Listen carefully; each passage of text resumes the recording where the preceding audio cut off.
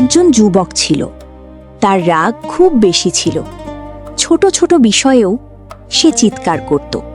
একদিন বাজারে তার সাথে একজনের ঝগড়া হলো। লোকটা তাকে অপমান করল। সবাই তাকিয়ে আছে।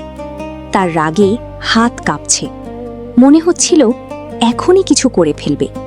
ঠিক তখন তার মনে পড়ল, যে রাগ সংবরণ করে আল্লাহ তাকে ভালোবাসেন।